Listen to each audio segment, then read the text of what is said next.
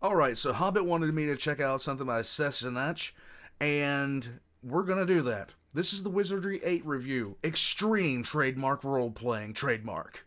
Now, he told me do not skip the credits because it's worth it. So we will not skip the credits because they are apparently worth it. Let's get into it. Let's have some fun. Let's go.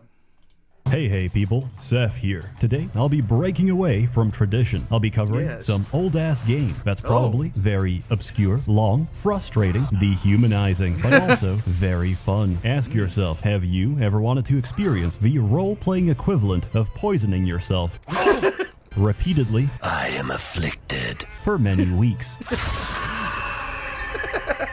I got dibs on his stuff. Until you gradually build up a tolerance for self-inflicted pain and suffering. You see, much like eating a bag of raw potatoes, do it in one go and you might die, but do it gradually and you might live. Keep at it and you might just start enjoying it. I present to you Wizardry 8, released in 2001 by the Canadian government. Wizardry 8 is one of the finest torture devices to be released on the personal computer. Wizardry 8 takes place in the Dragon Ball Z extended universe. You and your party are space-traveling aliens hired by the Wookiees to retrieve all 3 remaining Dragon Balls, the Astral Domine, the Chaos Malari, and the Destiny Dominus, and use them to ascend as literal gods and reshape the universe. Ascension takes place on a planet called Dominus. Unfortunately, the process of ascension has been complicated by the involvement of a dark savant, who, to put it simply, is Space Hitler, setting up an interplanetary anti-Semitic blockade around Dominus. Unfortunately, your ship bears the Mark of David and is quickly shot out of the sky, forcing you to make a crash landing. All things considered, that's not too bad. Except, Space Hitler has also rigged the planet with a nuclear payload that is large enough to glass the entire surface, in case anyone who isn't Space Hitler tries to ascend. I hope you're following all this, because this is just the intro. And now I'm going to quickly summarize the plot to help you understand how amazing this game is. Space Hitler is not very popular. As a result, he loses the only Dragon Ball he has to the Italian Mafia, because he neglected to pay their godfather, Don Barlone. By the way, the Italian Mafia in this game is composed of rats and speak in an Italian-American accent. Me?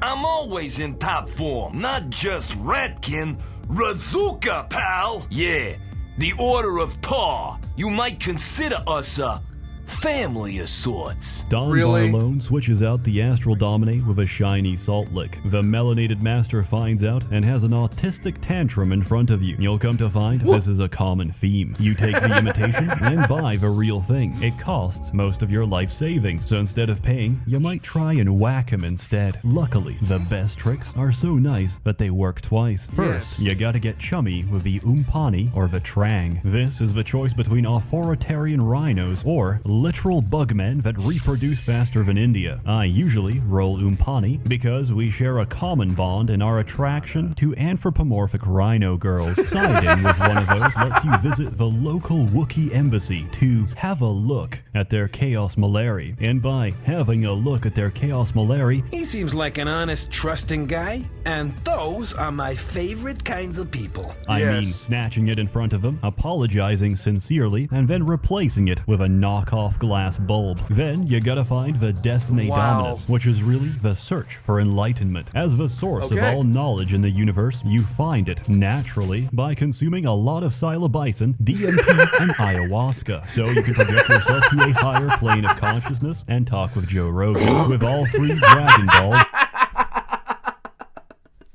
in your dragon sack, there's still the small matter of nuclear oblivion. So you gotta go up north and offer your sweet body to a goat demoness. This game was very progressive for its time because Alcedexis is fiercely heterosexual and rejects the very concept of scissoring. She also rejects the concept of monetizable content because her milk jugs are anything but modest. Anyway, to disarm the bomb, you have to get inside it. How? By breaking and entering into people's bedrooms, because logically speaking, one of them is bound to have a direct access interdimensional portal into the bomb, which can be disabled by pressing random keys and getting lucky. With the bomb no longer armed, you smack the savant, leaving him disarmed. The savant dies, but Hey, it's Abaddon. in his death reveals to you the ultimate truth that he's been using a voice changer on Discord this whole time, and He's not actually that dark. The end. Any questions? No? Then in that case, welcome to Wizardry 8. Lovely. I love this game. Now let's talk about playing it. To play, you need to make a party. From characters, you make yourself. If I said there's a lot of options, that would be an understatement. You can be anything you want to be. Humans, non-humans, subhumans, furries, scalies, more furries, and even short kings. There's so many short kings in this game, you can pick by your preferred size. Anything from 5'11" kings to a 5'10" pocket prince, who are so light at this point, they get carried away by the wind. Race. Is there a link between race and I? There's 11 races, and that's only including one.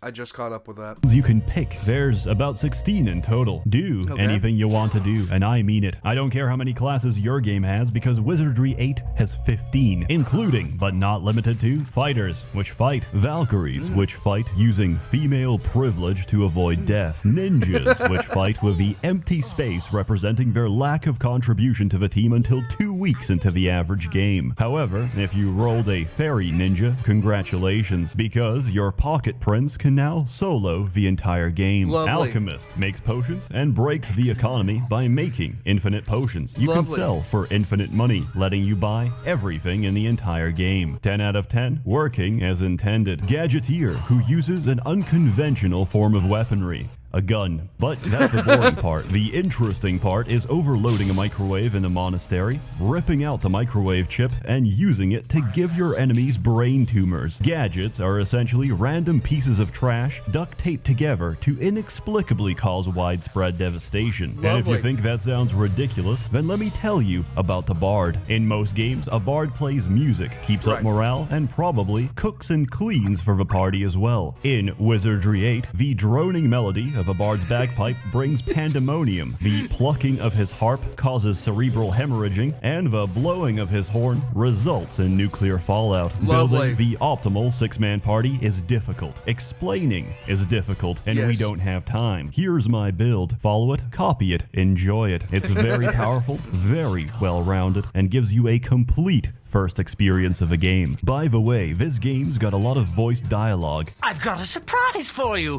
Stand still so you can get it between the eyes. and most of it comes from your own party. I almost feel normal. There's 18 different personalities for each gender. There will be many implements of destruction at my disposal, yeah? Which is Okay. 36 fully voiced personalities in total. Nice. Yeah, slice him, dice him. No sense being nice to him. That's my motto. You know what?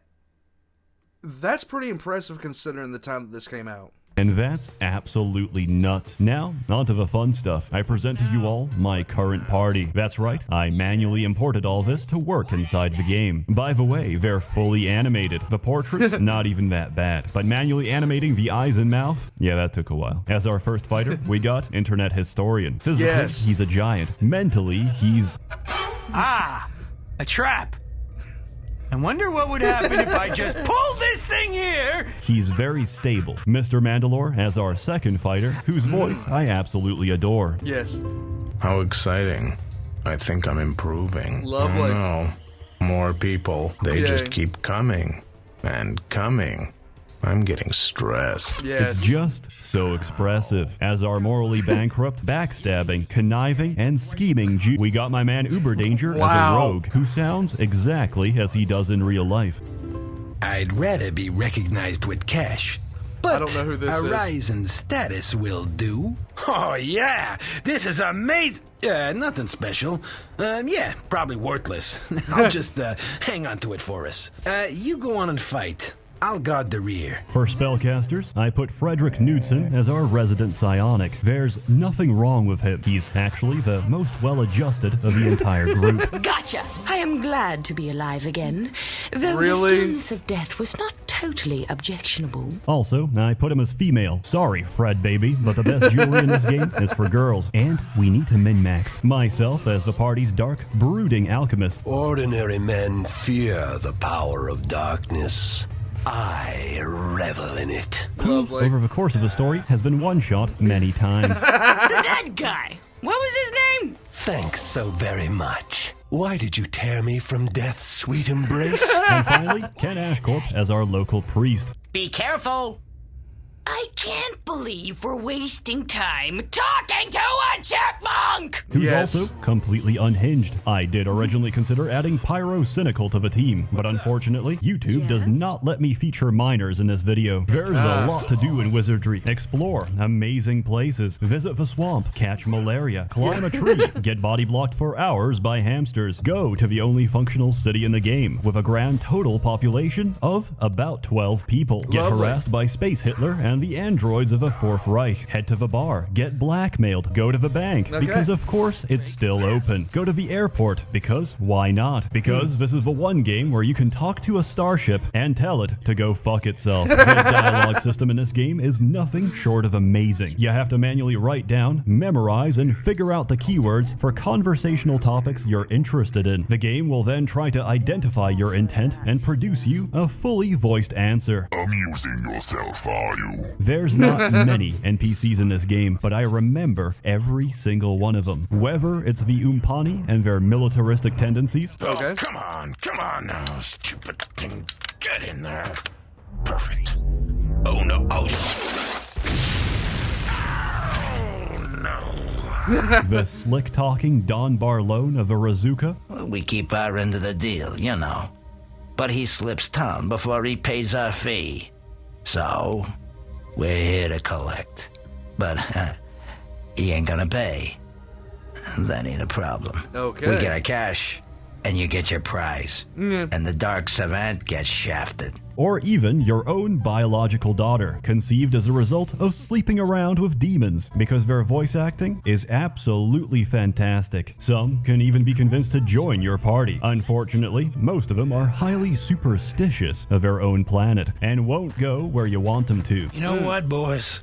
This place reminds me of a song I wrote called I Ain't Going There No Way, No How. The workaround to this is running them to exhaustion with a heavy backpack, knocking them unconscious, and forcibly dragging them past the load screen. Once they wake up, they'll complain and bitch about this breach of consent, which is why people generally avoid them, except RFS-81, who is the best boy, because, unlike everyone else, he's not programmed to be a bitch. Quests are also equally brilliant, until you get stuck, until you get frustrated and desperate enough to read the damn walkthrough instead. There's no shame in that, because I do it. And I finished the game twice. Some of my favorite quests include protecting a verified Twitter user from hateful comments online by crushing someone into meat paste after luring them in using the sweet aroma of a female girl, getting motion sickness from the mine tunnels, and of course retrieving the black box flight recorder of a crashed ship so you can triangulate the position of Space Hitler's ship and use a heavy surface-to-air battery to shoot him out of the sky. Nice. 2, 1, firing.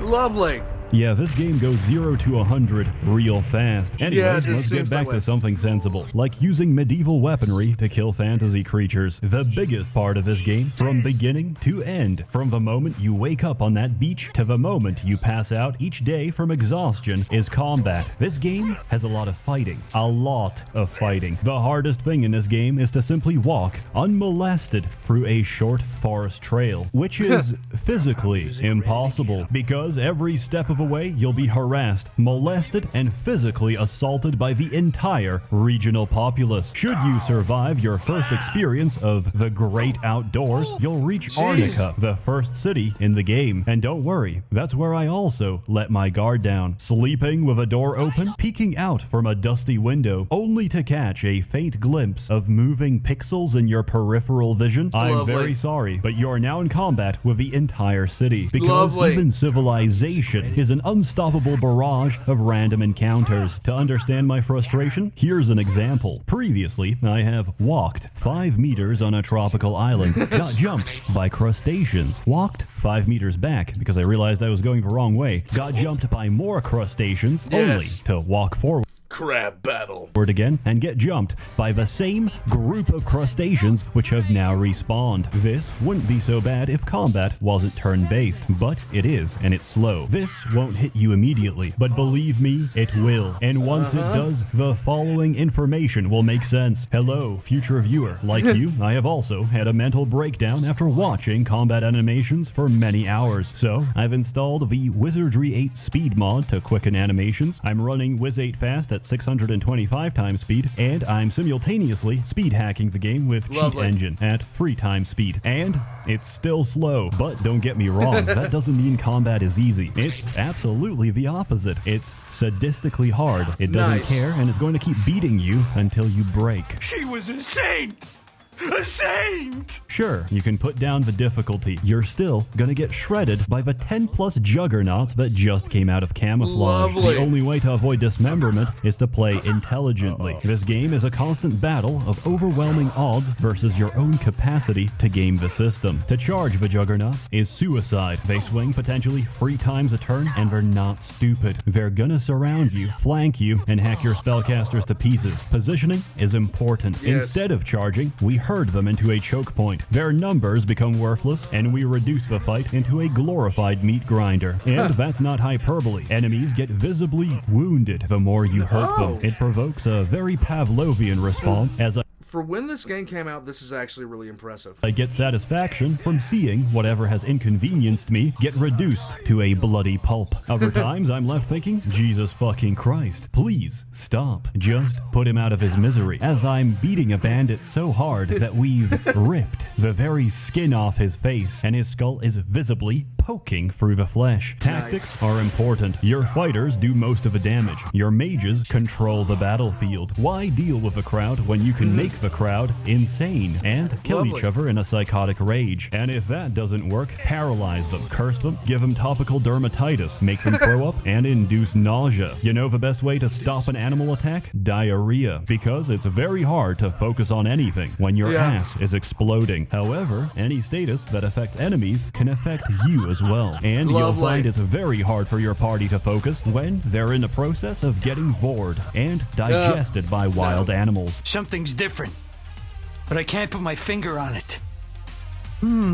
Luckily, combat is extremely rewarding. You only have to win a couple of fights appropriate to your level to level up. With that comes increased stats, skills, and spells to expand your options. Also, the game gets harder. Early game might be spent on the verge of death, but given time, you'll find that this is a constant state of tension, except you're no longer afraid of it. Instead, you'll learn to enjoy it, and even revel in the act as you realize you're quite good at it. I do, however, have some critique. 1. Traps. Traps are randomized, and one of them stole 90% of my current assets. Philosopher's Bane turns your gold into lead, and I forgot to quick save. On the other hand, my critique is also praise, because traps are a perfect example of how goddamn good the sound design is in this game. First, you gotta tumble around to try and guess the mechanism. Next, you need to try and disarm them one at a time. Listen to this. The sound is so goddamn crispy that you can physically feel the tension as your rogue fiddles with the machinery, which can snap at any given moment. Good God, I love it. Just remember to save. 2. Lockpicking. Lockpicking is not based. It is cringe. It is an endless hell of clicking tumblers to make them rise, only to watch the rest fall as you persist in your futile struggle. Which is why I strongly recommend you use earth magic to magically hold the tumblers, because otherwise you're gonna have a bad time. 3. Pickpocketing. Don't even bother, because it's fucking broken. No one's really sure how it works, but you can't save scum, and the responses are hard-coded. It's actually almost creepy. I once pickpocketed an NPC 5 times with the same negative outcome, only to reload the quick save and discover that the NPC was missing, or rather that they were deleted from my save file, as if to send me a message. I know this sounds like I'm losing it, and you don't have to believe me, because I managed to record the whole thing. 4. Other weird shit that happens. I used to think you couldn't Alt-Tab out of this game, because Alt-Tabbing breaks the keyboard. Turns out it doesn't. You just have to hit the Alt key once again. How could you know this? You can't. How did I learn this? I smashed my keyboard and it worked. Then I reduced the surface area of my fist, smashed keys at random until, through order of elimination, found the secret combination. This game has several features on the level of esoteric knowledge. That is to say, nobody knows shit. Wizardry 8 is absolutely fantastic. Yes, there's annoying bullshit to deal with, but hey, it's almost 2 decades old and released in less than ideal circumstances. That's why there's still a fucking hardware advert that pops up whenever you try and close the game, because the publisher Falcon Northwest. I remember ads for Falcon Northwest all over the place. Was broke, and the developer was about to be. So they had to shill out by advertising higher FPS in a turn-based RPG where FPS doesn't matter. On the other hand, holy shit, that advert aged well. They still exist to this very day. Pre-built computers? Now that's a future-proof business model, not some turn-based PTSD simulator that blew its entire poly count on jiggle physics. This game will try to break you. It'll spit jiggle physics was so in your mouth, call you names, and crush your self-esteem. But if you persist, that's when real satisfaction kicks in. When you're no longer at the mercy of its bullshit. It's the feeling of control. And let me tell you, it is an all-encompassing, intoxicating sensation. I give Wizardry 8 an extremely high score. I also give it 80% off on GOG because I have that power. All this for about $2. If it sounds like something you'd enjoy, give it a try. An average playthrough will run you anywhere between 100 to 150 hours of game time. Wow. And given the vast range of builds and character classes, it is very much replayable, preferably with breaks of several years in between. As always,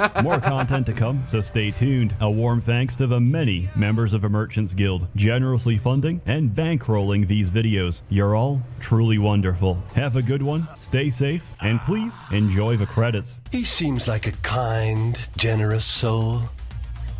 I hate him. What do you want? If it walks, I can change that. I'm burning to kill. You gotta admire the guy. He didn't let a little thing like being dead slow him down one bit. So now I'm a Templar Rapax. All my childhood dreams have come true. Yay. Oh, great! Swimming! I hate swimming! I didn't come 1,000,000 miles to get all soggy! I'm filled with glee. We won. I think we can make an all-right universe if we put our minds to it. Chaos. Woohoo! Death has taken him. Lucky fellow. You know, they said I was crazy when I told them I'd take over the universe one day. Master, it is my duty to report a life form disappearance. You know, that was the single most traumatic moment of my entire life. I'm not a man to hold resentments. I like to forgive. Maybe you could expedite that process a little by, you know, a cash settlement. Lovely.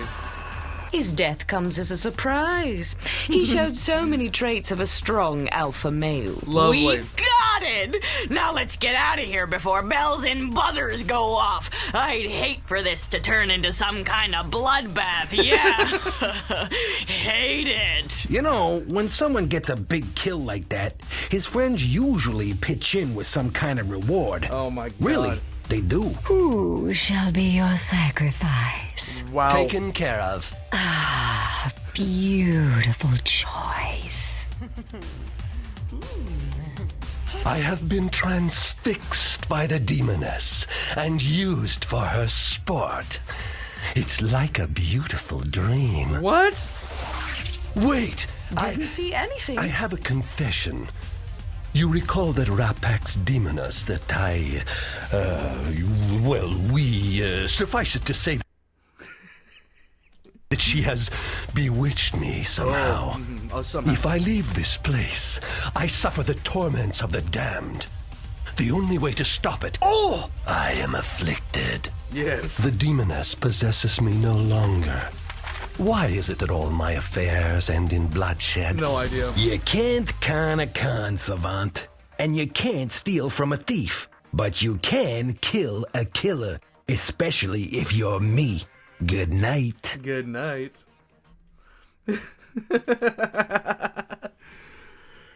Okay, so for when this thing came out, this is actually really impressive. I remember the really early games, and they were painful to watch sometimes, like looking back on it, but we thought they were the best thing ever. One of the things I do remember when I was a kid was we'd stay, like me and a couple of friends of mine would stay after school, and we'd play on the Tribes server, and we'd play on the Russian server for Tribes, and we'd all wear Captain America skins. So we'd be running around with Captain America skins, and and this was like not that long after the fall of the USSR, and all they'd see is a frame of Captain America right before we shot them with a real gun. Good times. Good times. Guys, if you like that, just like the video. It helps out with the algorithm in the long run. I'm going to be putting all of Seth's links in the description down below. Guys, definitely go by him. Check him out. He has put out some of the best gameplay reviews that I've seen, and one of the most cheeky slams on a oh my god, I'm an idiot on a sponsor that I've seen before. So definitely go check him out with that whole established titles thing. No. In any case, guys, all of his links are going to be in the description down below, right next to my own. So yeah, leave a comment and like if you'd like to. Basically just helps me out with the algorithm. If you'd like to help out with the channel, I have a Patreon down below and a PayPal. And if you'd like to come into the Discord and start yelling at people, we got nearly 1,000 people in the Discord right now. That is a little bit frightening. In any case, I'll catch you guys next time. Yes. Scary.